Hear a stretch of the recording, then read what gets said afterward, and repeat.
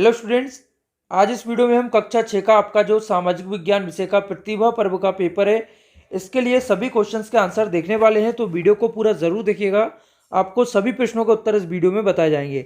सबसे पहले देखिए, यहाँ पर आपको विद्यार्थी का नाम पूछा गया है, इसमें आपको अपना नाम लिख देना है। इसके बाद यहाँ पर आपको पिता का नाम लिखना है और यहाँ पर लिखा हुआ है शाला का नाम, जिसमें आपको लिख देना है विद्यालय का नाम। कक्षा पूछी गई है, जिसमें आपको लिख देना है कक्षा 6। चलिए, इसके बाद हम एक एक करके आपके सभी क्वेश्चंस के आंसर देखेंगे। और अगर आपने चैनल को अभी तक सब्सक्राइब नहीं किया है तो आप सब्सक्राइब करके बेल आइकन को जरूर इनेबल कर लीजिए, इससे आपके बाकी सभी सब्जेक्ट की वीडियो भी आपको चैनल पर मिल जाएंगी। तो चलिए, यहाँ पर एक एक करके हम क्वेश्चंस के आंसर देख लेते हैं। देखिए, यहाँ पर जो आपका सबसे पहला क्वेश्चन है, इसमें आपसे पूछा जा रहा है, प्रश्नों को पढ़कर नीचे दिए गए विकल्पों में से सही विकल्प चुनकर लिखिए। प्रत्येक प्रश्न के लिए 1 अंक निर्धारित है। तो यहाँ पर आपसे पूछा जा रहा है, चित्र देखकर बताइए कि सोनपुर गांव में रहने वाले लोग सबसे अधिक कौन सा कार्य करते हैं। तो यहाँ पर एक आपके सामने देखिए चित्र बना हुआ है, जिसके सामने यहाँ पर लिखा हुआ है पशुपालन, खेती करना, मछली पकड़ना और मजदूरी। तो यहाँ पर इसमें सही आंसर रहेगा आपका बी वाला, खेती करना। खेती करना, आपको इसे जो है मार्क कर लेना है अपनी आंसर शीट में। इसके बाद यहाँ पर आपको नीचे इस तरह से लिख देना है खेती करना। चलिए, इसके बाद हम देखेंगे अगला क्वेश्चन, आप इसे नोट करते हुए चलेंगे। सेकंड क्वेश्चन में आपसे यहाँ पर पूछा जा रहा है, देखिए लिखा हुआ है कि आपने अपनी गुल्लक में कुछ पैसे जमा किए हैं, आपके पिताजी उन्हें खाता खुलवाकर जमा कराना चाहते हैं, तो इसके लिए आपको कहाँ जाना होगा। तो यहाँ पर इसका आंसर रहेगा, यहाँ पर जो लिखा हुआ है सी वाला, बैंक इसका आंसर हो जाएगा। और आपको यहाँ पर भी लिख देना है साथ में। तो ये आपके क्वेश्चन नंबर 2 का आंसर हो जाएगा। इसके बाद यहाँ पर है प्रश्न क्रमांक 3, जहाँ पर आपसे पूछा जा रहा है, सार्वजनिक संपत्ति हमारी अपनी संपत्ति होती है, अतः इनकी सुरक्षा करना किसकी जिम्मेदारी है। तो यहाँ पर आंसर आएगा आपका सी वाला, प्रत्येक नागरिक की। ठीक है, तो ये आपको यहाँ से देखकर नोट कर लेना है। चलिए, इसके बाद हम देखेंगे अगला क्वेश्चन। यहाँ पर प्रश्न क्रमांक 4 है, यहाँ पर आपसे पूछा जा रहा है, मानचित्र में ऊपर की ओर तीर के द्वारा किस दिशा को दर्शाया जाता है। तो यहाँ पर इसका आंसर हो जाएगा ए, उत्तर दिशा को दर्शाया जाता है। चलिए, इसके बाद हम देखेंगे यहाँ पर अगला क्वेश्चन।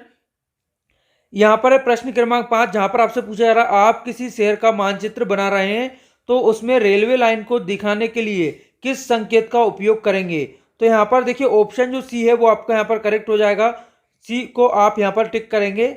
और इसके बाद अगला क्वेश्चन हम देखेंगे, प्रश्न क्रमांक है यहाँ पर 6, जहाँ पर आपसे पूछा जा रहा है, यदि समग्र ID बनाना हो तो आपको कहाँ जाना होगा। तो यहाँ पर 4 ऑप्शन दिए गए हैं, जिसमें करेक्ट है आपका ग्राम पंचायत। ठीक है, इसे आपको यहाँ पर देखकर नोट कर लेना है।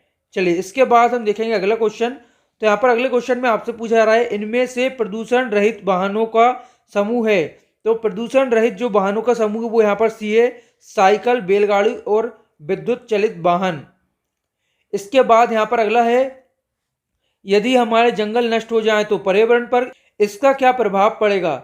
तो यहाँ पर इसका आंसर हो जाएगा आपका यहाँ पर जो बी वाला है, पर्यावरण का संतुलन बिगड़ जाएगा। इसके बाद यहाँ पर अगला क्वेश्चन है, नीचे दिए गए प्रश्नों के उत्तर लिखिए। तो यहाँ पर देखिए पहला क्वेश्चन में आपसे पूछा जा रहा है, सड़कों व पटरियों पर चलने वाले वाहन कौन कौन से ईंधन से चलते हैं। तो यहाँ पर लिखा हुआ है, सड़क व पटरियों पर चलने वाले वाहन डीजल, पेट्रोल, बिजली से चलते हैं। इसके बाद यहाँ पर अगला क्वेश्चन है, जंगलों की सुरक्षा के लिए कोई 2 उपाय बताइए। तो यहाँ पर इसके आंसर में आपको लिखना है, वृक्षारोपण करना और वनों की कटाई पर रोक।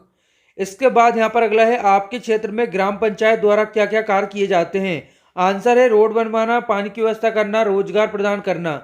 चलिए, इसके बाद यहाँ पर अगला है, मानचित्र पर किन्हीं 2 स्थानों की वास्तविक दूरी को दिखाना संभव नहीं होता, इसे दर्शाने के लिए क्या तरीका अपनाया जाता है। तो आंसर है यहाँ पर मानचित्र पर दर्शाए गए 2 स्थानों और उनके संगत धरातलीय जगहों के बीच दूरियों का अनुपात से।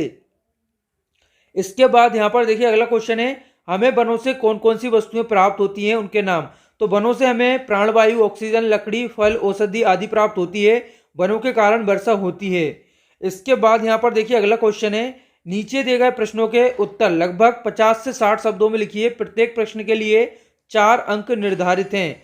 तो यहाँ पर देखिए आपको लिखना है, जो यहाँ पर 4 पॉइंट दिए गए हैं, वीडियो को रोककर अपनी आंसर शीट में नोट कर लेना है। ये आपके प्रश्न क्रमांक 14 का आंसर हो जाएगा। और अगर आपने चैनल को अभी तक सब्सक्राइब नहीं किया है तो चैनल को सब्सक्राइब कर दीजिए और साथ में इस वीडियो को लाइक करके अपने सभी दोस्तों को आपको शेयर कर देना है। प्रश्न क्रमांक है 15, मानचित्र के प्रमुख घटक कौन से हैं, आपको लिखना है। तो यहाँ पर मानचित्र के जो प्रमुख घटक हैं बता गए हैं, दूरी, दिशा व प्रतीक हैं, और साथ में यहाँ पर आपको इसके बारे में वर्णन करना है, जो कि यहाँ पर करके आपको बताया है। तो आपको इस क्वेश्चन का आंसर पूरा यहाँ से नोट कर लेना है। इसके बाद है प्रियंका द्वारा परीक्षा में प्राप्त अंकों के दंड आरेख का चित्र देखकर प्रश्नों के उत्तर तालिका में लिखिए। तो यहाँ पर ये रही तालिका, आपको इसमें आंसर बताना है। यहाँ पर पहला क्वेश्चन में आपसे पूछा जा रहा है, प्रियंका ने कुल कितने विषयों की परीक्षा दी। तो यहाँ पर इसका आंसर हो जाएगा 5।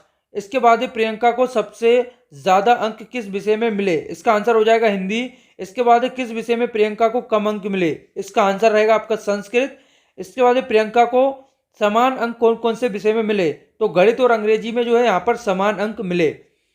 इसके बाद देखिए यहाँ पर आपका कोई और क्वेश्चन नहीं बचा है, सभी क्वेश्चंस के आंसर यहाँ पर आपके हो चुके हैं। तो इस वीडियो को लाइक कर दीजिए और चैनल को सब्सक्राइब कर लीजिए। वीडियो देखने के लिए आप सभी का बहुत बहुत धन्यवाद।